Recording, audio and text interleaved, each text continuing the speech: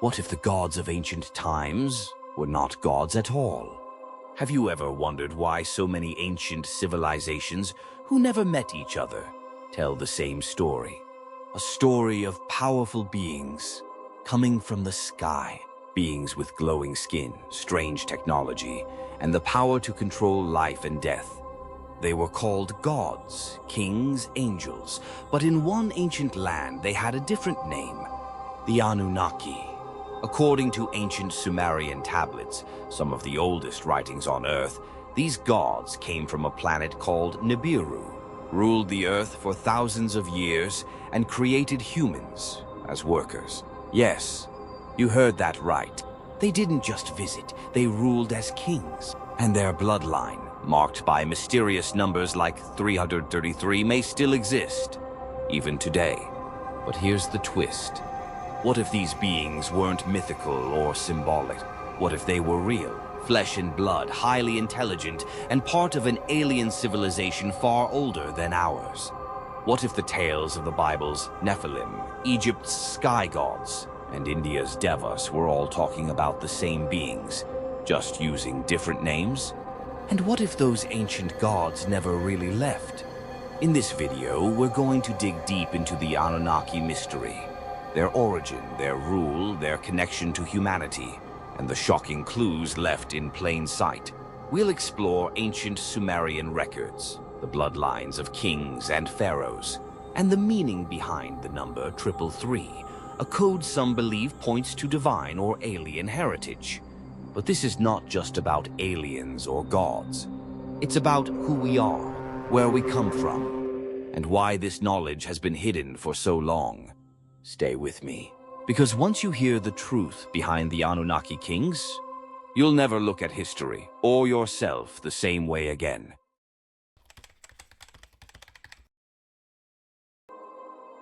To understand the future, we must first unlock the past, a past that was never taught to us in school. Thousands of years ago, long before ancient Egypt, Greece, or Rome, there was a land called Sumer, located in what we now call Iraq. This was one of the first advanced civilizations in human history, and the people of Sumer left behind something priceless, something modern historians often ignore: clay tablets. Not just a few, hundreds of them. These tablets speak in cuneiform writing and tell incredible stories of gods, kings, flying ships, and beings from the stars. But the most shocking part, these stories are not myths, they are written as history. In these ancient records, the Sumerians talk about the Anunnaki, which translates to those who from heaven came to earth. They weren't invisible spirits or religious deities. They were described as tall, powerful beings with long lifespans, advanced knowledge, and technology that could control nature itself. According to the Sumerian king list, some of these Anunnaki ruled the earth for thousands of years at a time. One king, Alulim, was said to rule for 28,800 years. Think about that. How could these ancient people have such specific numbers, calendars, and lists, unless they were recording something they truly believed happened? The deeper you go, the more connections you find. The Bible speaks of the Nephilim, giants who lived before the Great Flood. Genesis 6 says, "The sons of God came in unto the daughters of men." This sounds almost exactly like what the Sumerians claimed, that the Anunnaki interbred with humans, creating a hybrid race. In Egypt, we find stories of the sky gods who came down in flying boats of light. In India's Vedas, there are tales of powerful devas battling in the sky with energy weapons.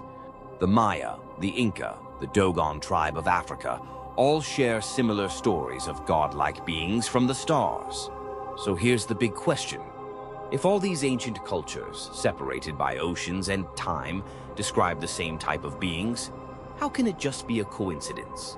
What if they were all talking about the same visitors? And here's where things get more mysterious. Why was this knowledge forgotten? Or worse, covered up? Many religious institutions, especially during the rise of monotheism, had no place for these sky gods.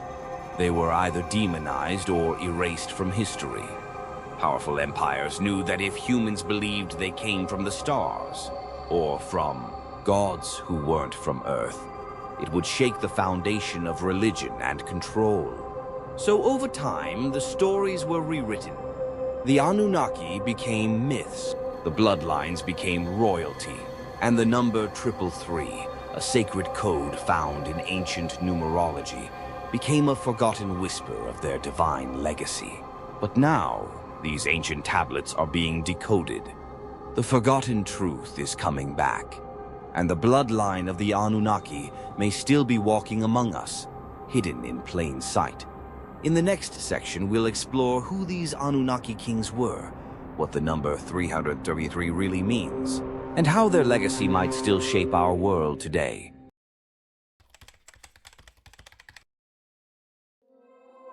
What if the rulers of Earth were never fully human?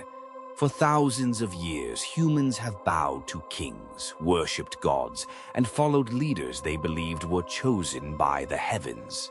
But what if that idea was literally true? According to the ancient Sumerians, the Anunnaki were not just visitors from the stars. They were rulers, engineers, and genetic scientists. They came to Earth not by accident, but with a mission: to mine gold, a precious element they needed to protect their home planet, Nibiru. Yes, Nibiru, this mysterious planet, sometimes called Planet X, is said to orbit our sun in a long elliptical path. The Sumerians believed it passed close to Earth every 3,600 years, triggering major changes, floods, plagues, and shifts in power. And here's where things get wild. The Anunnaki didn't want to mine Earth's resources themselves. Instead, they created a new being, humans, by mixing their DNA with that of the early hominids already on Earth. In short, they engineered us. This is why ancient myths around the world speak of gods creating humans from clay. From the Bible's Adam to the Sumerian Adapa, the pattern is the same. Divine beings shaped humans in their image. And what was the purpose of this creation? To serve the gods. But not all Anunnaki agreed with this. One powerful being, Enki, is said to have loved humanity. He tried to give us knowledge, freedom, and spiritual awakening. Another, Enlil, saw humans as dangerous and rebellious. He wanted to keep them in control, ignorant and obedient. This divine conflict shaped much of ancient history. Now let's talk about the Anunnaki kings. According to ancient records like the Sumerian king list, the first rulers of Earth were not human. These kings reigned for tens of thousands of years each. They had names like Alulim, Enmenluana, and Dumuzid. And they weren't just kings, they were god kings. They taught humans architecture, astronomy, agriculture, writing, and law. Civilization didn't evolve slowly over time, it was given to us. These kings formed bloodlines, royal families that passed on divine DNA through generations. Ever wondered why royalty is often said to have blue blood? Or why pharaohs and European kings were obsessed with pure bloodlines and inbreeding? It all goes back to the belief that their blood came from gods. And here's where the number 333 appears. Across ancient cultures, this number is connected to divine wisdom, higher consciousness, and contact from celestial beings. In numerology, 3 is the number of creation, balance, and divine power. Double 3 is known as the master teacher number, symbolizing enlightenment and hidden knowledge. 333 is believed to be a signal from the higher realms, a kind of cosmic code from the Watchers, those who guide human evolution from behind the veil. Some say this code was embedded in our DNA by the Anunnaki themselves, a trigger waiting for us to awaken. So when you see figure 333 appear in your life, on clocks, signs, receipts, it may not be random. It might be a call to remember who you really are. But not all Anunnaki agreed on letting humanity evolve. Some wanted to keep us in chains, spiritually and mentally.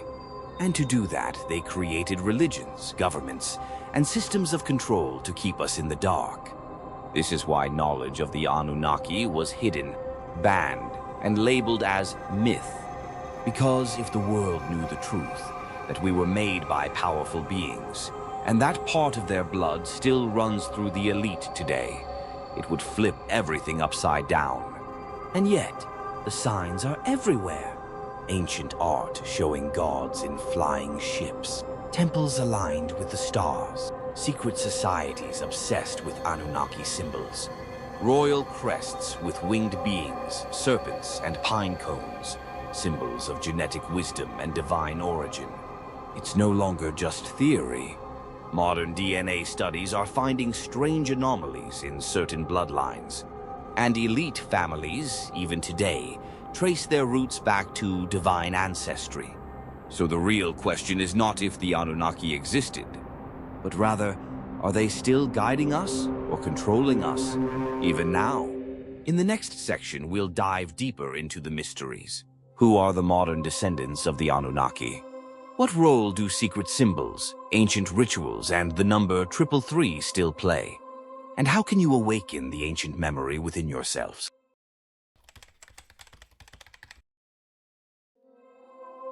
What if the gods never left? They just changed form.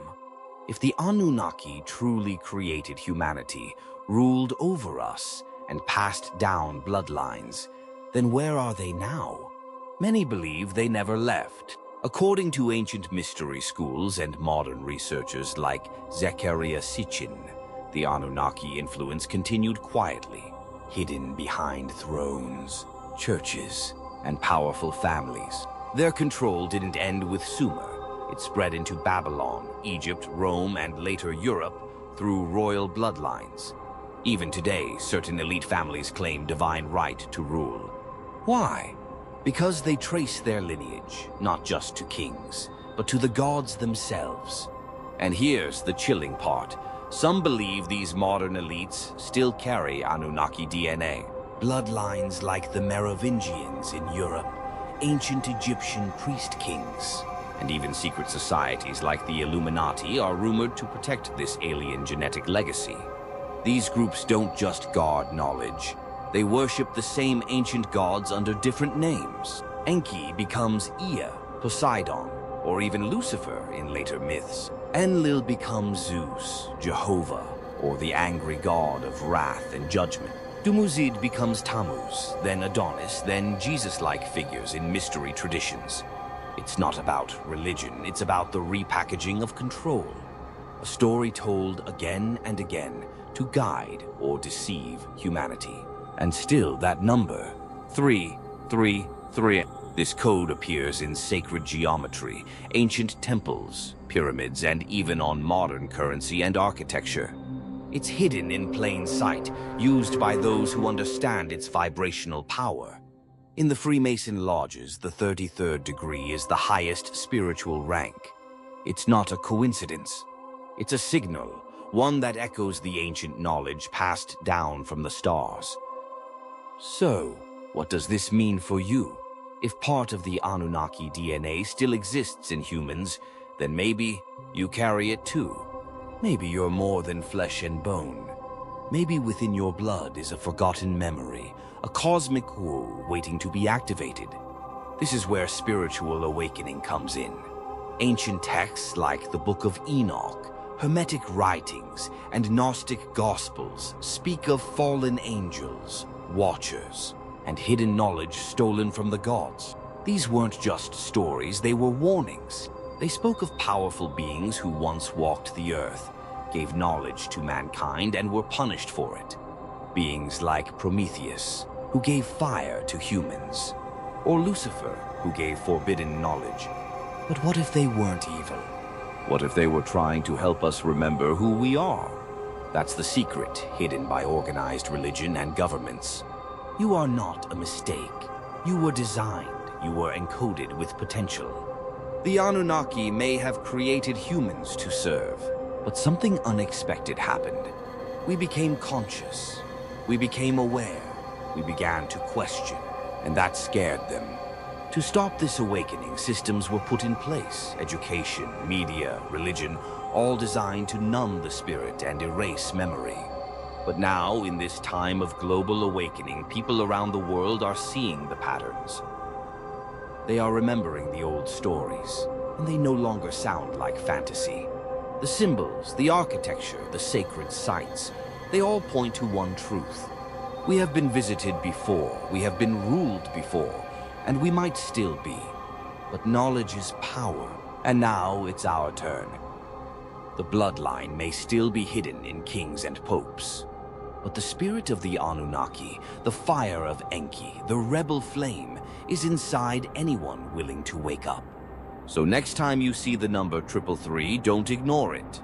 It might be a message, a reminder from the ancient gods, from your cosmic ancestors whispering, "You are more than you were told. Remember who you are."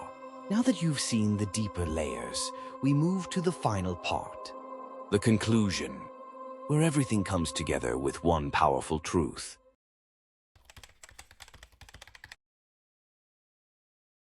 The past is not behind us, it is coded within us.